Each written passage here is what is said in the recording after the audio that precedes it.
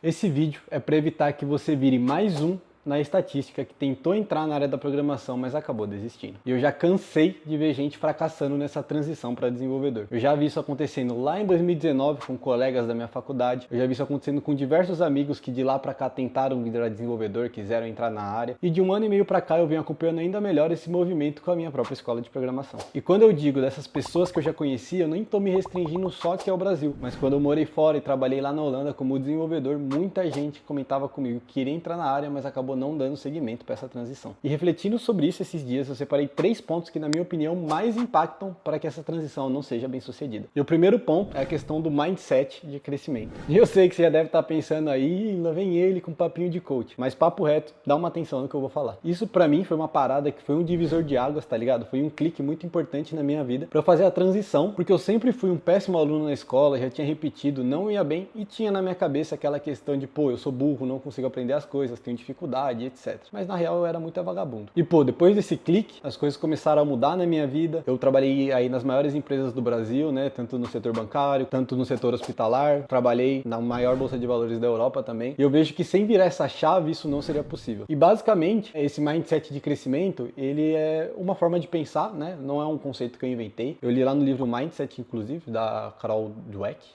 uma parada assim. Ele compara o mindset de crescimento com o mindset fixo. Eu acho que esse é o nome, alguma coisa assim. Qual que é a diferença, né? Quando você tá num mindset mais fixo ou estagnado, você foca muito em como você tá agora, nas coisas que você não sabe, o quão ruim você é, o seu estado atual, basicamente, o quanto você falta para chegar na pessoa que você quer. E o mindset de crescimento, você basicamente muda a perspectiva para você acreditar que você pode aprender as coisas, ter essa crença que você consegue aprender as paradas desde que você se esforce, e você começa a focar no seu progresso, em ser 1% melhor a cada dia, e não quanto você é ruim ou quanto você não consegue resolver aquele exercício de programação hoje. Então, por exemplo, pô, eu não sabia falar inglês, hoje eu sou fluente, eu não conseguia mal passar de ano na escola, já me formei na faculdade com as notas bem suaves, eu não conseguia resolver um problema simples de programação, e já trabalhei em grandes empresas como programador sênior. A base para tudo isso foi eu começar a acreditar que eu poderia ser melhor a cada dia, começar a focar no meu progresso e não o quão ruim eu sou agora ou o quão ruim eu já fui no passado. Focar em adquirir uma habilidade pensando que uma vez que eu adquirir aquela habilidade é minha e ninguém vai me tirar. Se esforçar cada dia mais para chegar mais perto da pessoa e do resultado que eu queria ter. Sei que às vezes parar, estudar, ficar ali lendo ou praticando pode ser chato, mas como eu falei, você vai fazer isso uma vez, vai adquirir essa habilidade e ela é sua. Bom, o segundo ponto é você parar de ser viciado em tutorial, né? O famoso tutorial hell. Então é muito comum aquele sentimento que muitas vezes vem, tipo, pô, devia estar estudando programação, e para se sentir melhor você vai lá, abre um vídeo do YouTube, abre aquele curso que você tem e basicamente fica maratonando o vídeo, assiste 4 horas de conteúdo que seja e começa a se sentir melhor. Afinal, né, você tá ali estudando, fazendo por onde. E muitas vezes esses vídeos eles nem têm uma ordem lógica, você assiste numa ordem desconexa, ou simplesmente você fica mudando de assunto toda hora que você tá aprendendo, né, sem criar um foco e um caminho ali de aprendizado, né, que faça sentido pro seu objetivo. E no final das contas você só tá se enganando. Não só pela questão de estar aprendendo temas desconexos, isso impacta muito, mas principalmente por estar apostando muito no aprendizado passivo, em ficar sentado ali assistindo vídeos, sendo que programação é uma habilidade que a gente desenvolve com o aprendizado ativo. Você pode passar 10 horas assistindo ali um vídeo de JavaScript, entender, conhecer novas estruturas de dados, entender a diferença do let e o const, mas na hora que você vai e senta para resolver um problema, você não consegue. Aí você tá basicamente no mesmo nível de quem não estudou nada.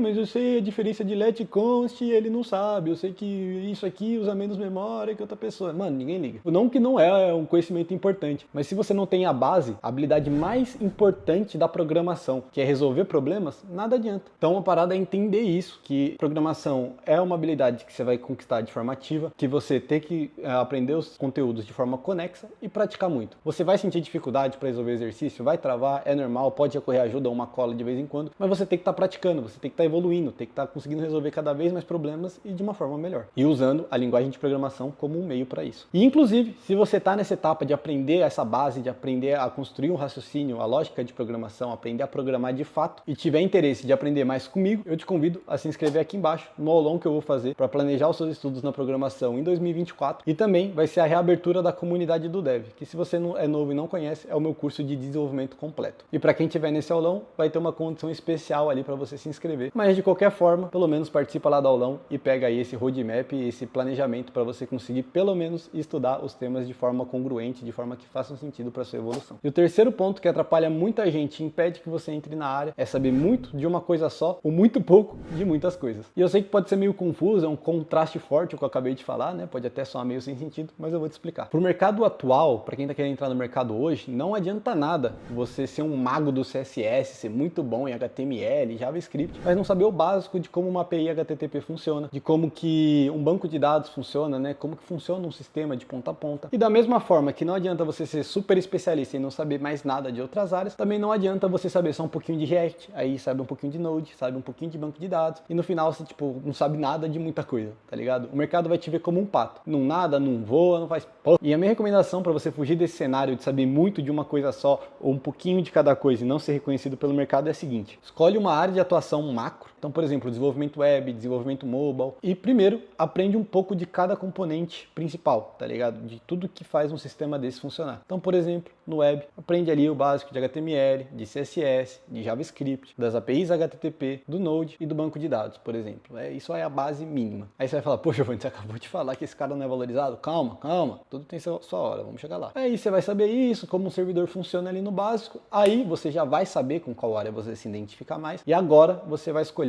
uma área para focar e ser especialista. E lá você vai ser o bichão nessa frente que você escolher. E aí você vai se apresentar de uma forma diferente para as oportunidades que você vai ter. É diferente, por exemplo, você falar, eu sei front e back-end, do que, por exemplo, vamos supor que seu foco é front-end com React. Eu sou dev React, criei esse sistema aqui de ponta a ponta, usando Node com Express e banco de dados X, e aí depois você vai focar na sua área de especialização, né? Estou supondo um job description ou uma conversa com uma recrutadora. Aí você falou meio que no macro dessas outras áreas que não é o seu foco, afinal, nesse cenário você é o especialista, né? O cara que está focado em ser dev React. E aí você falou, beleza, criei a API desse jeito, o banco desse jeito. E aí eu consumi as APIs usando o React de tal forma, estilizei meus componentes com Y, fiz o teste da minha aplicação usando o Jest, gerenciei os estados de tal forma, utilizei tais hooks do React. Você vai se especializar e mostrar os termos, mostrar a profundidade que você sabe naquela área que você decidiu ter o seu foco. É assim que você vai se apresentar e mostrar que você não é um pato, que você conhece de tudo, entende o contexto geral do desenvolvimento, consegue brincar ali em outra área, mas o seu foco e a sua especialização é essa. Porque as empresas, elas não querem mais, elas nem podem se dar esse luxo nesse momento, que tem inteligência artificial, enfim, investimentos na área estão mais voláteis, elas não estão procurando um júnior que elas vão ter que treinar pro cara começar a entregar. Elas querem um júnior que vai chegar jogando. E pô, você não vai conseguir chegar jogando numa área se você não souber o mínimo do que complementa ela, por exemplo, do front e o back, e você não vai conseguir chegar jogando se você só for muito básico em qualquer uma dessas frentes. Então a parada é você pegar uma ali e focar firme. E aí você vai ter um perfil muito mais atraente para as empresas que estão procurando um desenvolvedor para resolver o problema delas, que afinal é o que a gente faz no dia a dia. E obviamente você precisa ter portfólio e projetos para comprovar tudo isso aí que você vai falar para as empresas. Então nesse vídeo a gente focou um pouco mais em mindset, em você não se viciar em tutorial. E agora, para você continuar evoluindo, é o seguinte, recomendo que você dê uma olhadinha nesse vídeo aqui que eu falei uma coisa que todos os programadores deveriam ouvir. É algo super importante para você saber desde o começo da sua carreira e é uma habilidade comportamental que você pode começar a se atentar agora para se diferenciar no mercado, fechou? Então não deixa de assistir esse vídeo, se inscrever aqui no canal, dar um like e comentar o que você achou para eu conseguir trazer sempre melhores conteúdos e entender o que vocês estão querendo. E segue lá no Insta também, @dev.gil. Forte abraço e tamo junto.